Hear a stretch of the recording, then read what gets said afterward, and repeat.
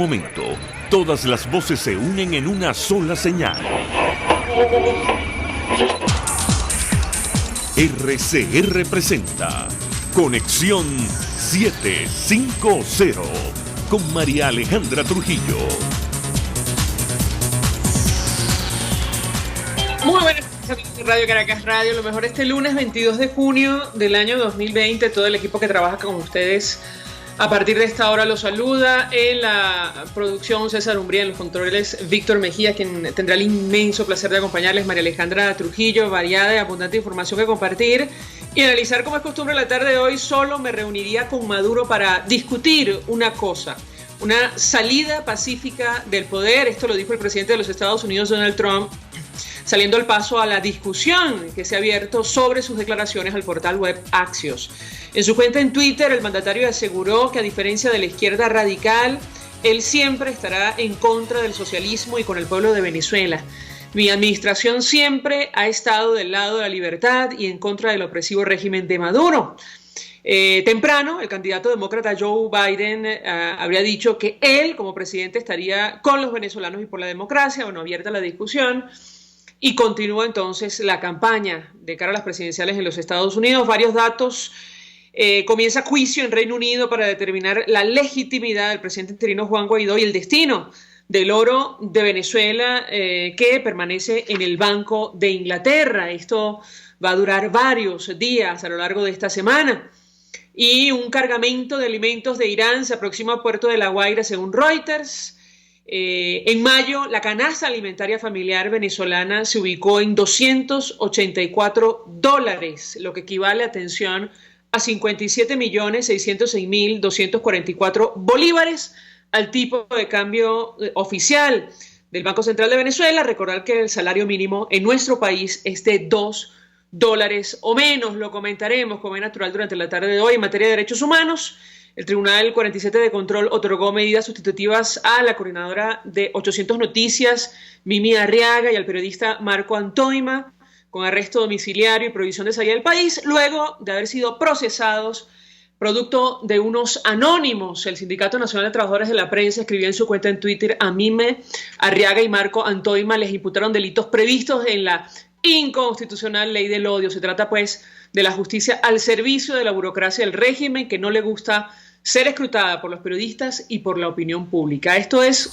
Conexión 750. Comenzamos. ¿Qué está pasando en este país? Y saludamos en la línea telefónica al economista Francisco Farah. Con gusto conversar con él. Muy buenas tardes. Buenas tardes, Alejandro. Un saludo para ti, para todos, para la provincia. Bueno, pues mucho de conocer. ¿Sí? En el quinto mes ya avanzado de la cuarentena por la pandemia. Un país que no trabaja, porque a su gente no le permiten trabajar, y que no produce, por lo tanto no produce, pero que consume. Pero nos estamos comiendo los hígados, como dicen.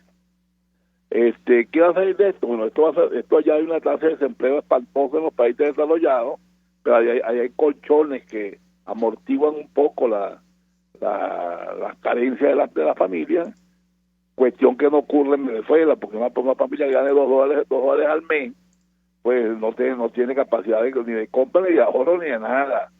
La gente no puede mantener la cuarentena, porque tiene que salir a la calle a vender sus perolitos para comprar otros perolitos. O sea, perolitos de una naturaleza por otra naturaleza, digamos, para comer.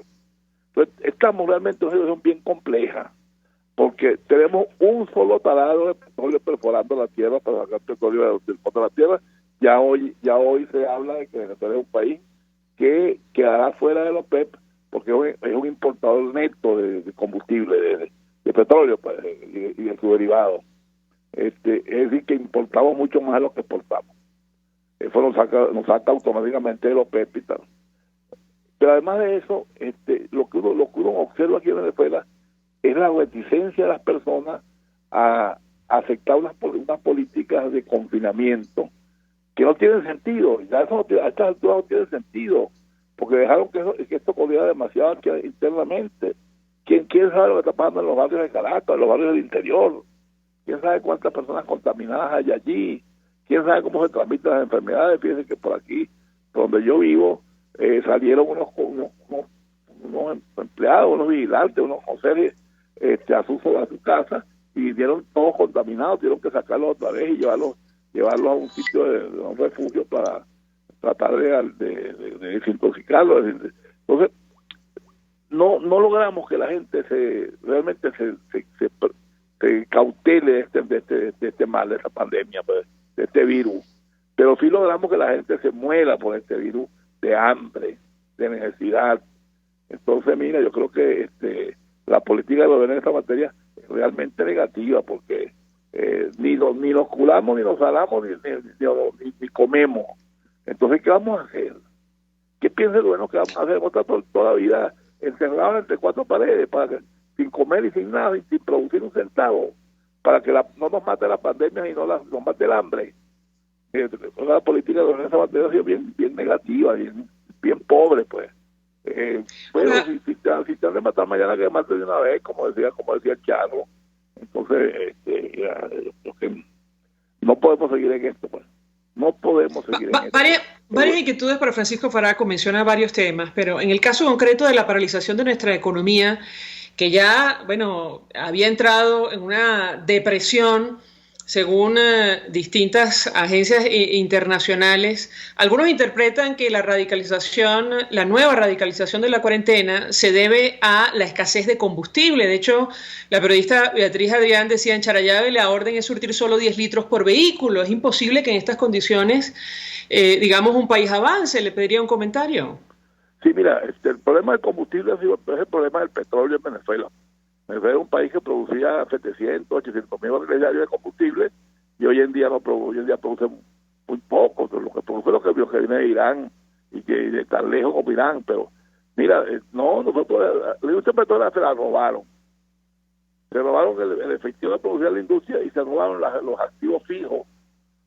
Hay que lo que robarse una refinería, una torre de cracking catalítico. Se lo robaron. Entonces, mira, yo creo que mientras nosotros estemos en manos de estos japones, pues sí, me parece que seguimos para allá abajo, para el fin del mundo. Venezuela no tiene salvación en manos de esta gente, no tiene salvación ni mucho menos, no tiene curación ni mucho menos salvación. Entonces, mira, estamos en una situación muy bien compleja. Yo creo que es la más compleja que hemos vivido en nuestra historia, porque en el siglo XIX eran otros males los que nos azotaban, la guerra y la cosa, pero es que ahora nos está azotando un doble mal. La conducción política del país, tanto del gobierno como de la oposición, como el problema petrolero que era de lo que vivíamos. Porque el cacao nunca nos falló, el café nunca nos falló, y ahora el petróleo no dio de comer por 100 años y ahora no deja de comer nada. Claro, en el corto plazo preocupa y mucho cuál es el escenario que tenemos por delante. Da la impresión, como han coincidido varios analistas, que si no ocurre un cambio, bueno, no podremos acudir ni en sueños a los mercados internacionales para obtener financiamiento y mucho menos la inversión que hace falta. Yo le pediría un comentario al respecto. Sí, mira, Alejandra, a este nivel de precio, $40 el barril, no hay mercado internacional que se meta a financiar ningún proyecto en estos países, en los países petroleros. No lo hay. ¿Por qué? Porque a ese precio ese precio no es rentable, la extracción del petróleo nuestro, el petróleo pesado, hay que pagarlo por mejoradores, etcétera. Los petróleos de los esquistos tampoco son rentables a este nivel de precio. Algunos petróleos livianos del Medio Oriente y algunos poquitos de Venezuela sean rentables, pero son tan escasos que lo que no es rentable es el volumen de la producción que se puede lograr. Entonces estamos realmente en una situación no sabemos por dónde coger. Por lo menos yo no sé dónde apuntar el dedo para dónde coger. Nosotros podemos ser un país agrícola. ¿Cómo vamos a hacerlo? Si todos los agricultores, la gente que trabaja en el campo de las ciudades, dependiendo chucherías, de jugonería, ¿cómo vamos a hacerlo si las tierras las hemos degradado? Si hemos precarizado la propiedad de la tierra. Entonces, miren, en esas condiciones no tenemos por dónde coger. Para los huecos, ¿verdad? Para que los entierren. Entonces Maduro fue el gran enterrador de la comarca. Ahora le pregunto a Francisco Faraco porque es elocuente el dato de la cesta alimentaria familiar en nuestro país, $284 según el CENDAS, el Centro de Documentación y Análisis Social de la Federación Venezolana de Maestros, más de 57 millones en un país con salario mínimo y pensiones de 400.000 bolívares. Yo le pedí un comentario al respecto, sobre todo lo que está ocurriendo con la inflación. Lo escuchamos. Sí, mira, ahí me decía un general amigo, que nos reunimos de vez en cuando, me decía que su sueldo como general de división retirado son $18, $20 mensuales. Es decir, él tiene que trabajar un año para comprar la canasta alimentaria de una semana. Un año. Entonces, bueno, esta gente está también quebrada. Más que quebrada, está en una precariedad insólita. Es increíble que estos jerarcas militares que están montados en la cúpula del poder militar no piensen en que algún día pasarán a retiro y que en ese retiro lo que lo espera es hambre y miseria. Igual nosotros los economistas, los profesores, los que fuimos profesores, ¿qué tenemos hoy en día? Bueno, que los acumuladores tienen algo, pero el que no tenga unos hijos en el exterior, bueno, los hijos le mandarán algo, pero este es un país de menesteroso. Han convertido al país más votarata de América Latina en el país más menesteroso de América Latina. Eso es una magia. Eso solamente lo logra el socialismo, que ofrece riqueza y lo que es pobreza, que ofrece trabajo y lo que es vagancia. Entonces, mira, yo creo que nosotros estamos muy mal y no veo en el horizonte qué nos puede sacar de esta situación, qué nos puede ayudar a salir de esta situación, porque lo que no podemos tener es pensar en que van a haber, como dijo una vez el maestro Giordani, que los tenemos ahorita los inversores a sombrerazo. Bueno, lo que vamos a tener que quitar planazo, porque aquí no va a inversores, a este precio del petróleo de inversores y a este nivel de mano de obra con cierta calificación para traer el campo tampoco lo hay. Entonces, ¿de qué estamos viviendo? Estamos viviendo de los restos del festín, comiendo los que quedó de pasapalo. ¿Cuánto nos cuesta ese barco que está llegando a Irán con productos alimenticios? ¿Cuánto nos cuesta? Oro que no tenemos, oro que estamos sacando de ahí del mito del Dorado. Oh, mira, yo creo que estamos muy mal, María Alejandra. Yo digo, a mí lo que me asombra es que con lo mal que estamos no haya más reacción callejera, o no haya ninguna reacción callejera, ni haya un aparato político que capitalice y conduzca al país en medio de esta tragedia que está viviendo. Claro, y justo quería preguntarle si existe algún antecedente, es decir, para establecer comparación con lo que está ocurriendo en Venezuela en su momento, y lo hablamos con nuestro invitado, se nos comparó con Zimbabue, pero no sé si a estas alturas es posible establecer utilizar esos parámetros. ¿Qué puede decirnos? No, mira, no puedo dar parámetros del siglo de los años anteriores, del siglo pasado, el 19 y el 20, ni parámetros de otros países, porque una tragedia como esta, es decir, un país que logró llegar a donde llegó Venezuela, que tiene una población formada durante 100 años en la bonanza, que únicamente se consigue en la mayor de las escaseces, no hay comparación en el mundo con un descalabro de esta magnitud. Sí lo habrá, pero ¿para qué lo vamos a comparar? Para aceptarnos a llorar. Mira, no, este descalabro, esta tragedia no tiene comparación. Esto es una tragedia. Esto es igual que una familia que tuvo dinero y que el papá se puso a jugar y le botó los reales y ahora no hay rico que comer. Porque aquí, claro, la pregunta y siempre le traslado la inquietud cada vez que puedo, bueno, ¿cómo hacer frente a esta situación? Es decir, porque a mí, no puedo pensar que Venezuela sea caso perdido. ¿Cómo hacerle frente? Es evidente que pasa por un cambio político, pero luego de esa situación de darse, ¿qué medidas tomar de shock para hacerle frente? Lo escuchamos.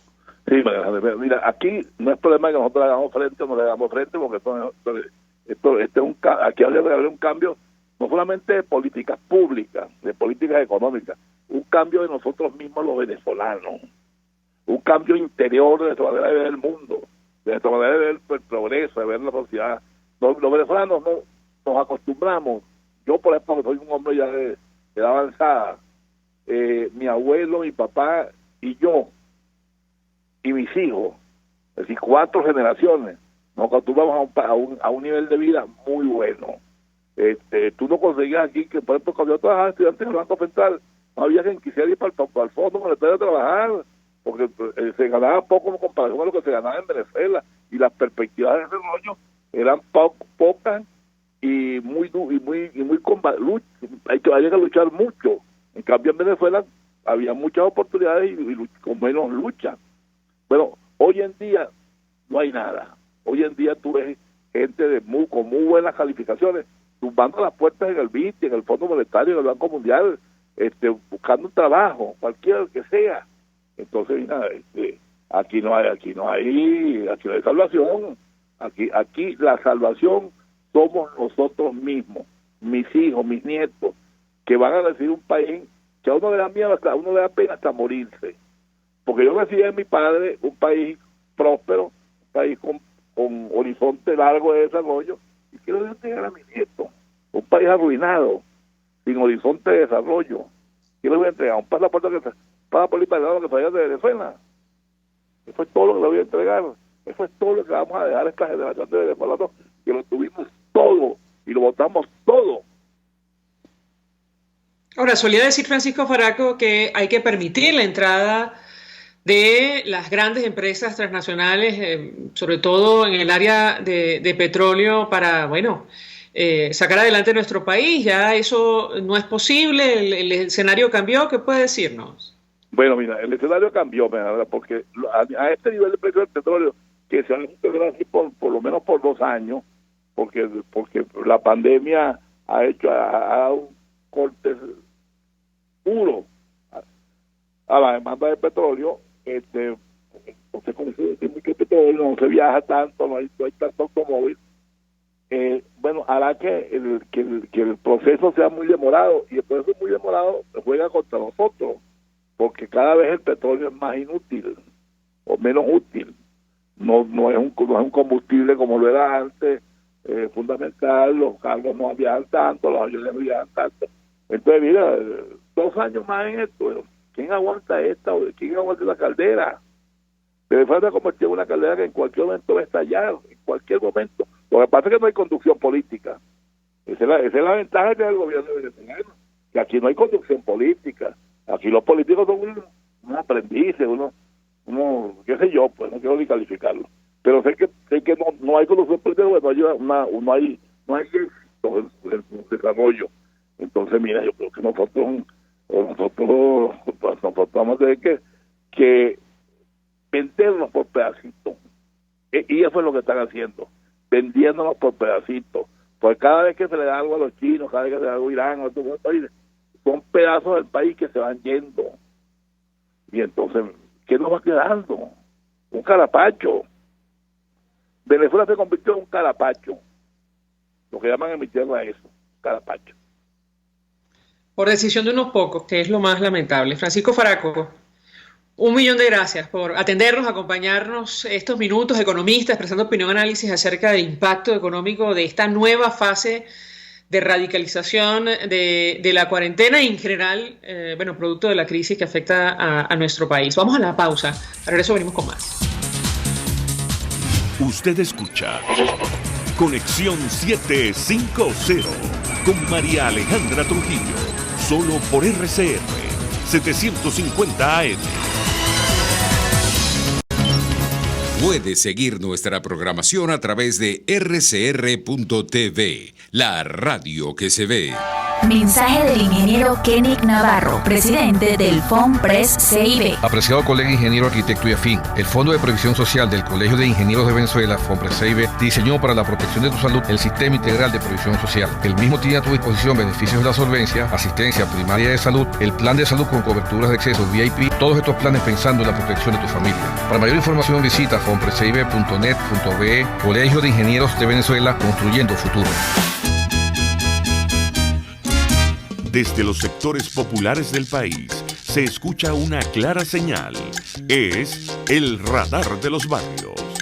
Evelyn Martínez y la Red de Ciudadanos le invitan a identificar amenazas, ubicar soluciones y hacer seguimiento eficiente a las problemáticas de cada sector.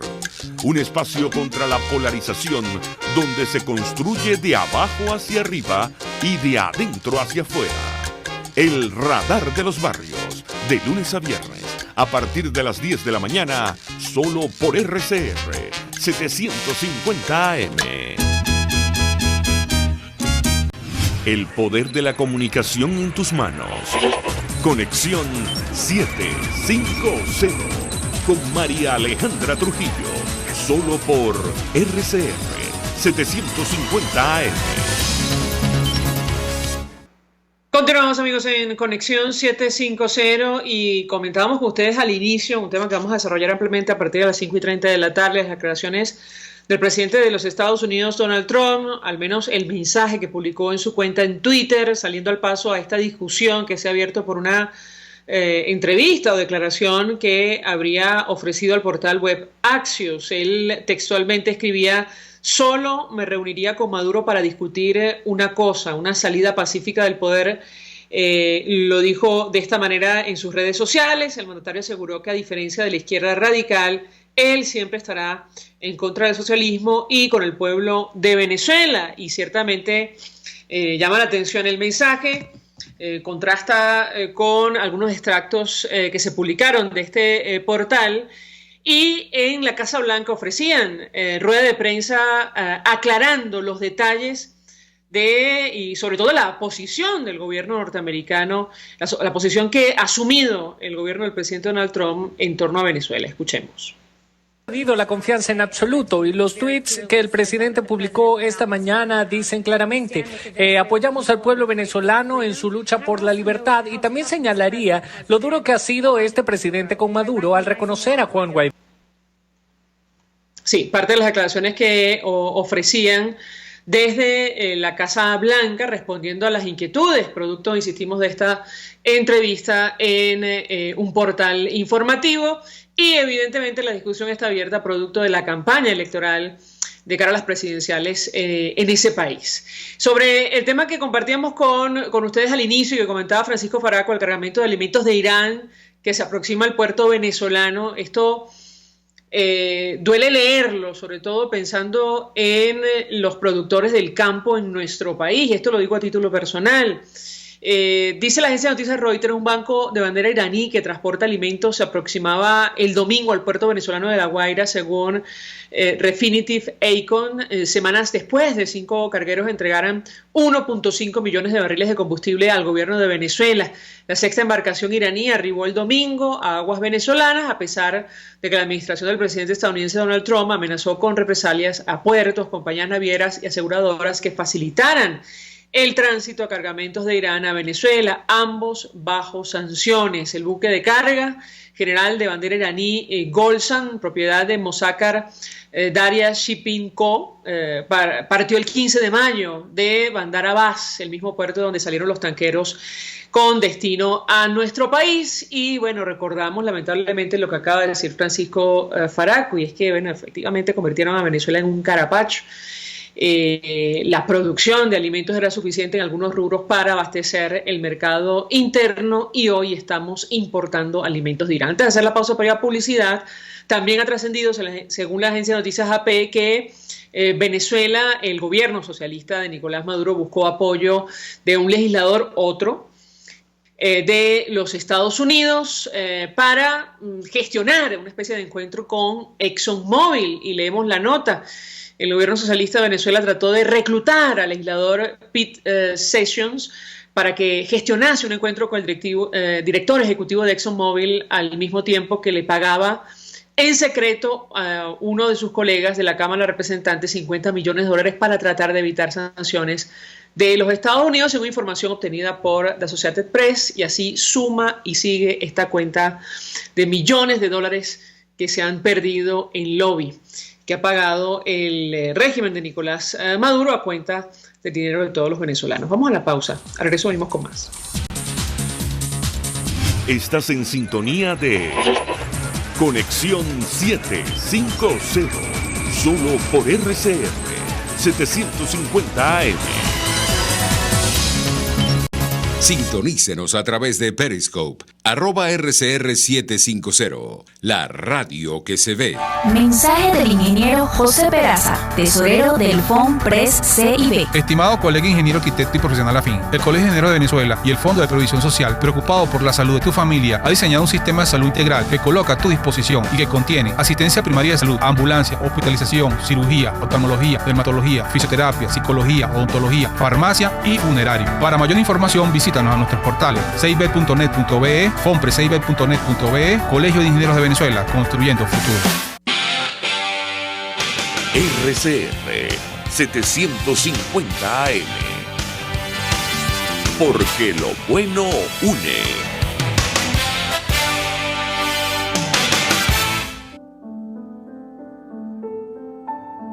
La Academia de Ciencias Físicas, Matemáticas y Naturales presenta El progreso tiene su ciencia.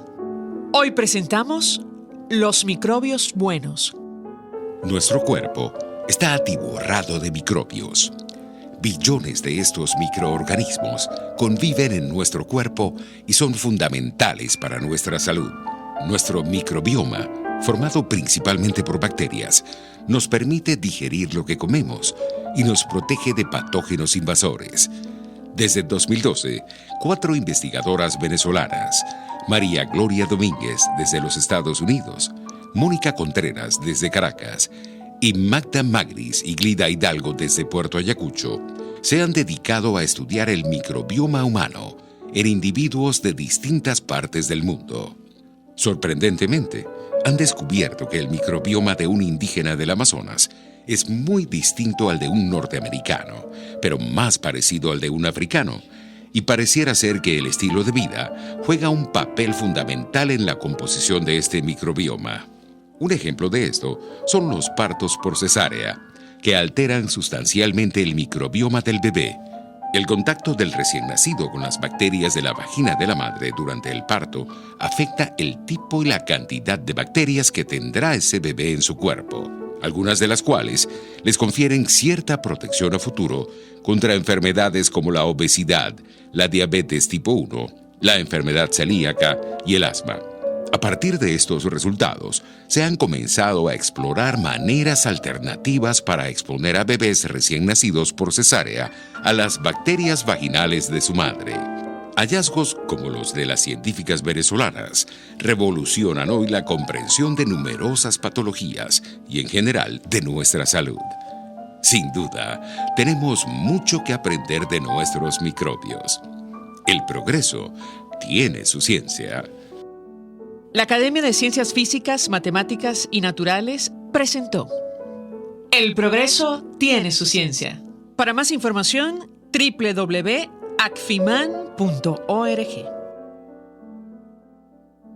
RCR 750 AM. Porque lo bueno une. El imaginario del bienestar que se da a través de los subsidios cada día más irregulares y de menos calidad de parte del régimen, te hace olvidar a veces que no solo de pan vive el hombre. No solo que esa bolsita CLAP no trae dentro seguridad y respeto por los derechos humanos. No solo que esa bolsita CLAP no te garantiza que tú tengas acceso a la salud, a las vacunas. O sea, lo que quiero decir con esto es que nosotros a veces compramos una imagen que no es y nos olvidamos de la inmensa tragedia que está viviendo el país, y yo creo que eso no está lamentablemente ni en el discurso político ni en la urgencia de solución del discurso político. Aquí se habla libertad. Todos los lunes, miércoles y viernes a las 11 de la mañana, solo por rcr.tv, la radio que se ve. Hola amigos, soy María Corina Machado. Todos los martes, María Corina estará contigo por RCR 750 AM. Acompáñenme de 1 a 2 de la tarde.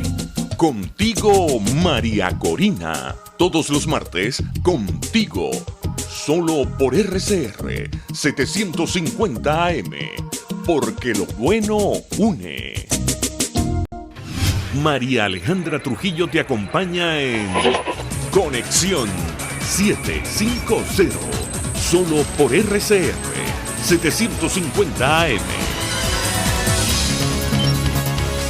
Claro y raspado. Continuamos, amigos, en Conexión 750 y decíamos que a partir de esta hora íbamos a tratar de entender lo que está ocurriendo entre el gobierno de los Estados Unidos y Venezuela. Luego de lo que ha pasado las últimas horas, hablaremos de otros temas también con nuestro siguiente invitado. Castro Cando es periodista, investigador, forma parte del equipo del Primer Informe. 1.000.000 de gracias por atendernos. Buenas tardes. Buenas tardes, muchas gracias por la invitación. Pues mucho interés de conocer una primera valoración de tu parte en torno a lo que ha pasado en las últimas horas con el gobierno norteamericano, las declaraciones del presidente Donald Trump en torno a Venezuela. Te escuchamos. Bueno, básicamente se produjo el día de ayer se dio a conocer una entrevista que el presidente Trump dio con una portal aquí en Estados Unidos y allí hizo algún tipo de señalamientos concretamente expresando algunas críticas veladas al gobierno interino de Juan Guaidó por un lado y por otro diciendo ante la pregunta del periodista que lo entrevistó, diciendo que eventualmente pudiera haber estado dispuesto a reunirse con Maduro, ¿no? Sin embargo, el día de hoy ya se produjeron dos mensajes importantes. Uno, en el propio Trump, en su cuenta de Twitter, dijo que la única manera de reunirse con Maduro sería para discutir su salida, para arreglar los detalles de su salida del poder. Y luego más tarde la Casa Blanca aclaró que el respaldo a Guaidó sigue siendo igual, intacto, sigue básicamente Estados Unidos respaldando el gobierno interino de Juan Guaidó y todo lo que implica, ¿no? Y yo creo que este tema ha sido bastante obvio porque Estados Unidos ha, digamos, dedicado tremendo esfuerzo, una actividad, yo diría, sin precedentes para tratar de presionar al régimen de Maduro y su salida. Y bueno, yo creo que volvimos al punto en donde estábamos inicialmente, ¿no? Esta entrevista aparentemente ha sido como una interpretación o una redacción que no ha quedado clara, entonces han pedido ya, aparentemente se va a dar a conocer el texto completo para entender exactamente qué fue lo que dijo Trump, pero hay que entender que toda esta discusión que se produjo ayer, toda esta conversación se hizo en torno o en el contexto de la publicación del libro sobre sus días en la administración Trump, del que era asesor de seguridad nacional John Bolton, que básicamente estaba diciendo que, dedicó un capítulo entero al tema venezolano para decir cómo Trump estaba, dio marchas y contramarchas, etcétera, ¿no? Y cómo trató de, al principio apoyó, no estaba supuestamente dispuesto según Bolton, no estaba dispuesto a apoyar el liderazgo, digamos, de Juan Guaidó, pero que después entonces dio su apoyo total. En fin, ¿no? Estos son los temas que se están discutiendo ahorita sobre este tema, pero bueno, hoy yo creo que quedó bastante claro de que la administración Trump continúa dándole un respaldo importante al gobierno legítimo, al gobierno interino de Juan Guaidó. Ahora, lo cierto es, y te pregunto porque la verdad es que el gobierno norteamericano, como tú decías, esta administración, creo que es la que más ha invertido desde todo punto de vista, es decir, el orden económico, diplomático, político, para alcanzar una transición a la democracia en nuestro país en los últimos 20 años. Yo te pediría un comentario al respecto porque muchas personas, sobre todo en redes sociales, le han dado una lectura a estas declaraciones, cruce de opiniones que incluye al candidato demócrata Joe Biden, una lectura electoral. Yo quisiera tu comentario al respecto. Mira, yo creo que efectivamente hay un apoyo que nunca antes ninguna otra administración le dio a Venezuela.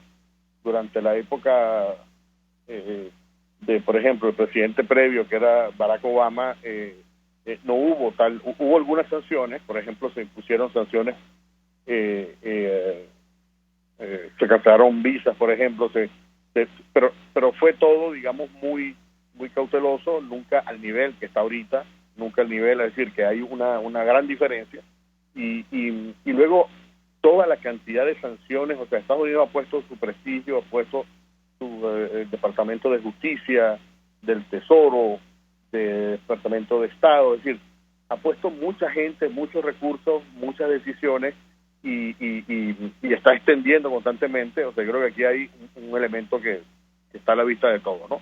Naturalmente, cuando se produce este tema, es un tema de discusión y lo utilizan, obviamente, desde el punto de vista electoral.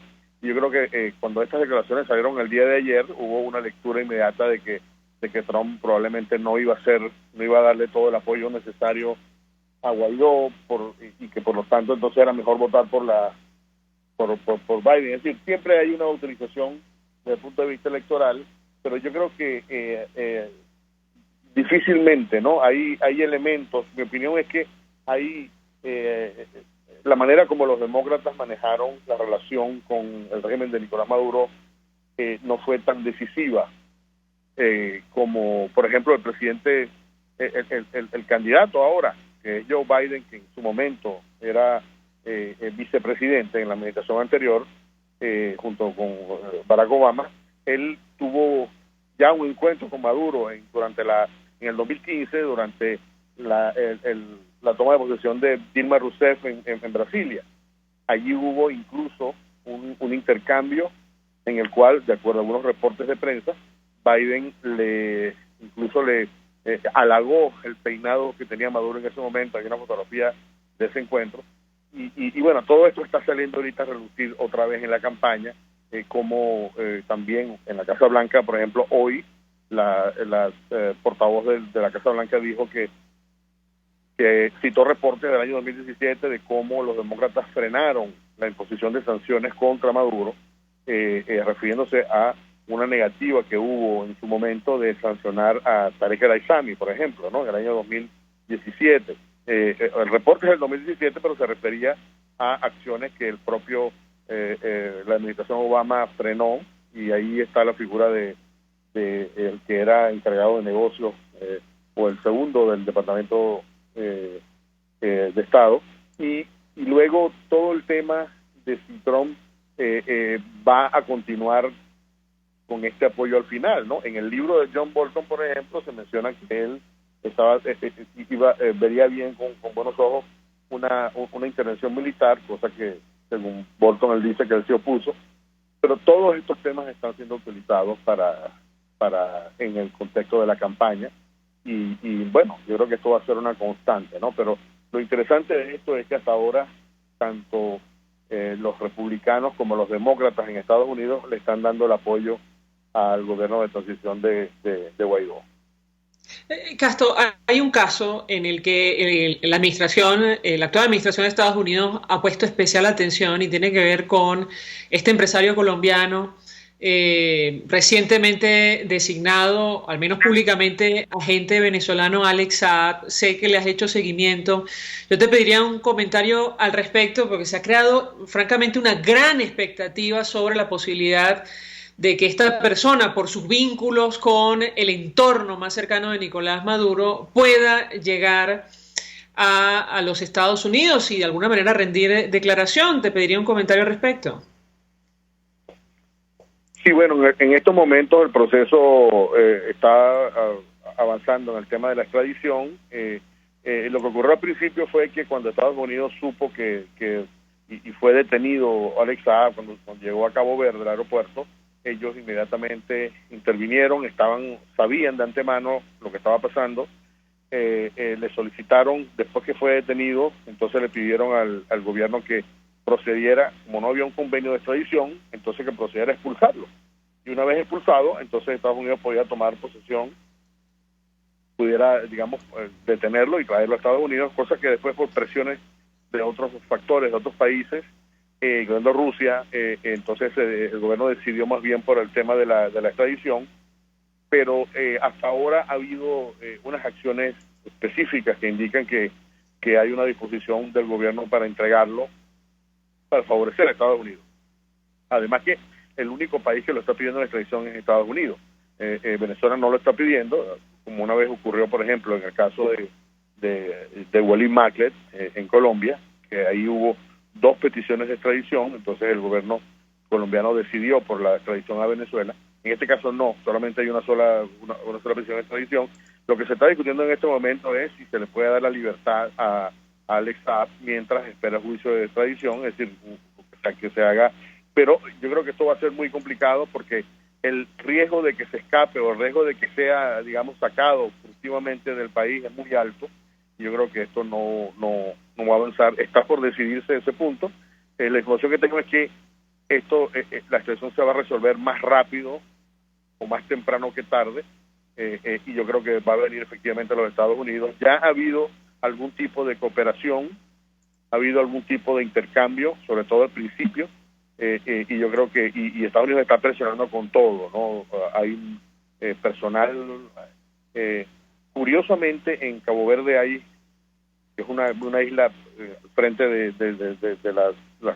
África Occidental, es una isla pequeña, pero es un punto de entrada importante para el tema del narcotráfico. Entonces la DEA tiene oficinas allí desde hace tiempo, y entonces hay una actividad muy, es decir, hay mucha presión por parte del gobierno de Estados Unidos desde lo más alto de la justicia aquí, que es básicamente el fiscal general o el secretario de Justicia, William Barr, que le ha puesto mucho interés, y luego hay una presión tremenda, ¿no? Y yo creo que esto se va a decidir, y obviamente lo que está trayendo la información que este hombre pueda traer es una información no solamente tremenda para Estados Unidos, sino muy dañina también, y no solo para Venezuela o Maduro, sino para los socios, como por ejemplo Irán, Rusia, en cuyos negocios con Venezuela Alex Saab jugó un papel fundamental.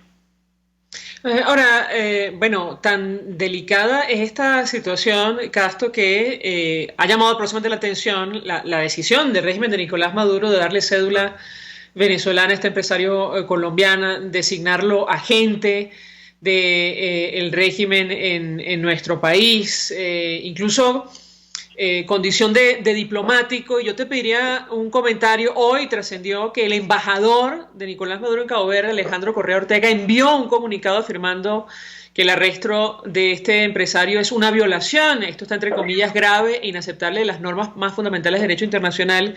Y yo te pediría un comentario porque da la impresión, a la luz de esta decisión de salir a abogar por una persona investigada en Estados Unidos, en Colombia, en México, en Ecuador, que mucha información seguramente debe tener, y te pediría un comentario al respecto porque sé que ustedes en Primer Informe le han hecho seguimiento a la actividad de este empresario vinculado a Nicolás Maduro. Te escuchamos.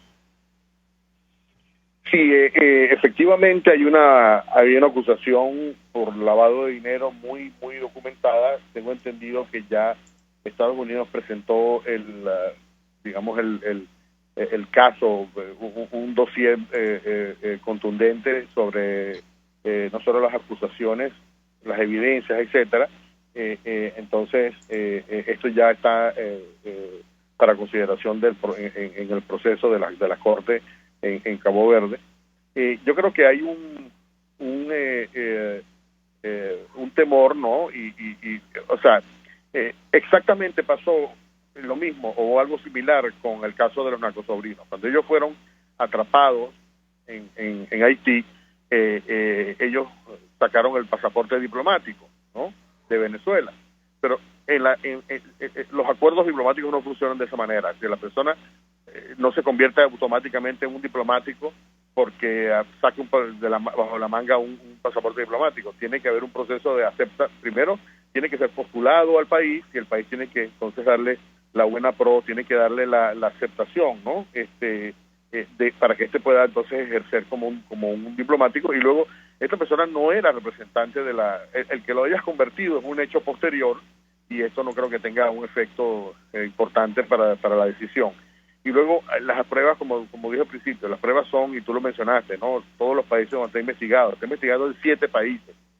Hay cuentas ya congeladas. Ese señor tiene una cantidad de operaciones ilegales. Por ejemplo, todas las compañías con las cuales él operaba en México están congeladas, en las cuentas bancarias de esas compañías.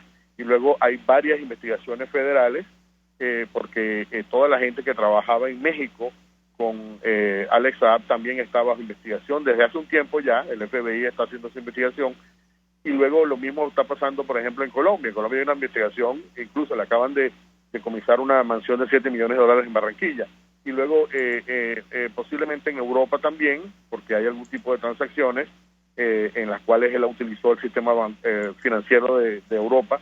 Y bueno, en Ecuador ya se le produjo una vez, en una ocasión, se le congelaron 148 millones de dólares, de los cuales le devolvieron una parte, pero le retuvieron otra, le retuvieron un tercio de ese monto, y básicamente era por transacciones sospechosas que la Fiscalía de Ecuador, por cierto, durante la presidencia del izquierdista Rafael Correa, consideró que eran transacciones dudosas. Y claro, como la economía de Ecuador es una economía en dólares, entonces ellos prefieren en ese sentido manejar las cosas con transparencia, porque el impacto iba a ser muy grande. Entonces eso al principio, y luego todos los vínculos que han surgido, por ejemplo, con grupos del Medio Oriente, porque él es una persona de origen libanés, y luego todas estas operaciones, por ejemplo, con Irán, de intermediación para traer la gasolina, para traer, es decir, básicamente era el hombre fuerte de los negocios. Por eso es que se le dice que es el representante, el testaferro de Nicolás Maduro. Yo creo que ellos Estados Unidos está presentando un caso muy fuerte, y como te digo, no creo que el hecho de que lo nombren un diplomático a última hora lo vaya a salvar de su destino. Ahora, Castro, es impresionante porque, bueno, ustedes en Primer Informe mencionan que los negocios de este empresario llegaron hasta 5 países. El Tiempo de Bogotá habla de 7 países, incluyendo Estados Unidos, México, Panamá, Colombia, Turquía, Emiratos Árabes, Hong Kong. Y yo te pediría un comentario, porque Gerardo Reyes, periodista de Univisión, que también ha hecho seguimiento al caso, decía que hay información en Estados Unidos que en algún momento determinado Alex Saab intentó establecer un puente o algún canal de comunicación con la administración norteamericana para resolver sus asuntos. ¿Tú tienes información sobre este tema? Sí, eso ocurrió ya hace algún tiempo, hace por lo menos, yo calcularía que son como 5 años. Él tenía la familia en Miami, tenía a sus hijos estudiando aquí y la esposa, y entonces Estados Unidos le suspendió la visa y tuvieron que abandonar el país. Entonces él hizo un primer acercamiento en esa época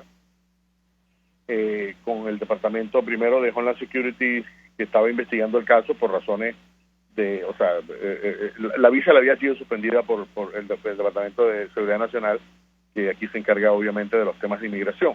Entonces él trató de resolver la situación, trató de ver qué estaba pasando, cuál era el motivo. Entonces allí fue donde salió a relucir el tema de que él estaba en una lista de observación, era una persona de interés para la DEA. Entonces obviamente él no pudo resolver ese problema, pero hubo un acercamiento.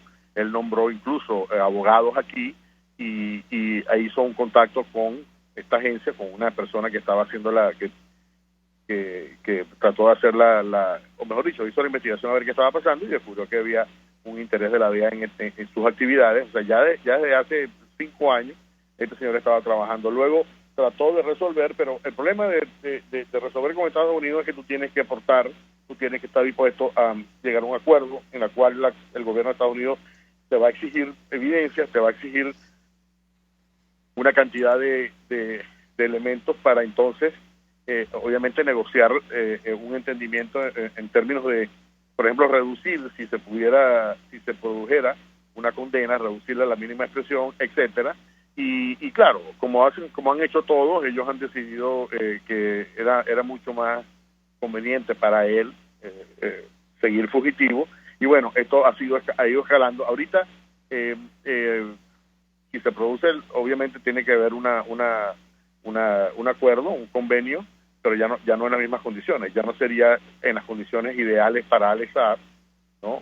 Pero sí, porque la cantidad de información otra vez que esta persona puede traer o que va a traer, y que aparentemente ya asomó de por dónde iban, o sea, es extraordinario, porque implica información muy delicada sobre cómo se mueve la dictadura de Maduro, cómo mueve el dinero, cómo lo esconde, a través de qué mecanismos internacionales, cuáles son los bancos, cuáles son las empresas que todavía no se conocen, que él está utilizando, que ha utilizado, porque las empresas en México es una parte, las empresas en Colombia, las empresas en Venezuela, las empresas que se le han descubierto, pero hay otro entramado más grande de compañías, hay bancos que todavía no se saben cuáles son, hay operaciones, maneras, dineros que pueden ser congelados, que están bajo su control, y estamos hablando de muchísimo dinero,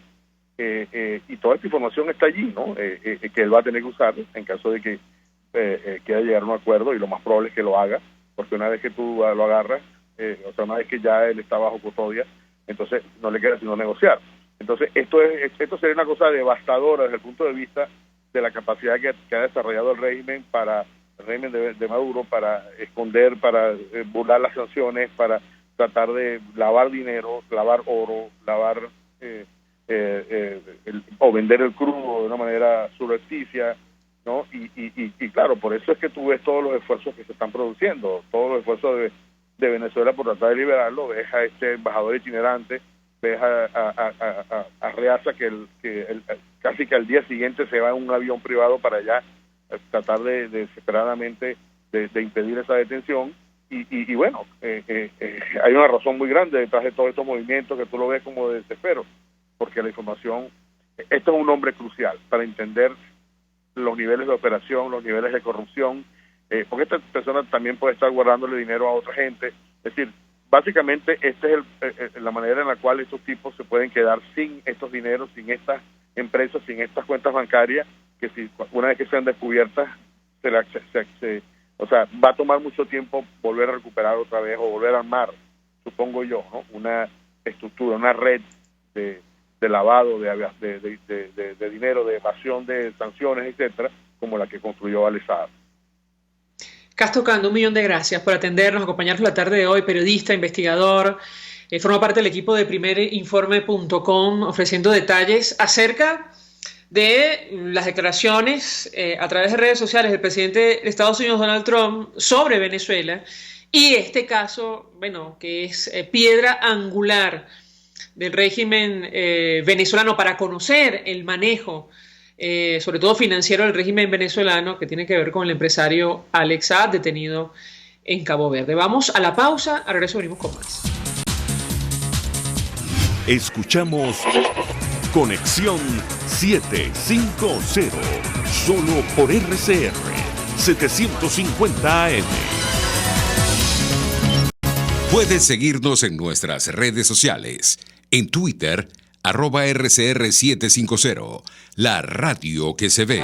Mensaje del ingeniero José Peraza, tesorero del FOMPRES CIB. Estimado colega ingeniero, arquitecto y profesional afín, el Colegio de Ingenieros de Venezuela y el Fondo de Previsión Social, preocupado por la salud de tu familia, ha diseñado un sistema de salud integral que coloca a tu disposición y que contiene asistencia primaria de salud, ambulancia, hospitalización, cirugía, oftalmología, dermatología, fisioterapia, psicología, odontología, farmacia y funerario. Para mayor información, visítanos a nuestros portales cib.net.be, fomprescib.net.be, Colegio de Ingenieros de Venezuela, construyendo futuro. El poder de la comunicación en tus manos. Conexión 750 con María Alejandra Trujillo, solo por RCR 750 AM. Continuamos, amigos, en Conexión 750. Cerramos con información. Nicolás Maduro ha agarrado el guante de Donald Trump, por decirlo de alguna manera. Afirmó estar dispuesto, y esto está entre comillas, a conversar cuando sea necesario con su homólogo de los Estados Unidos, y da la impresión que no supo interpretar el mensaje en redes sociales del mandatario norteamericano. Él lo que vino a decir es: solo me reuniría con Maduro para discutir una cosa, una salida pacífica del poder. Nosotros nos despedimos y lo hacemos en nombre de Gémenes Tares, de la Dirección General de la Estación, en la gerencia de producción Willy Charcaya, en la producción César Umbría, en los controles Víctor Mejías, que tuvo el inmenso placer de acompañarles, María Alejandra Trujillo. El Fondo de Previsión Social del Colegio de Ingenieros de Venezuela presentó. RCR presentó Conexión 750 con María Alejandra Trujillo, solo por RCR 750 AM.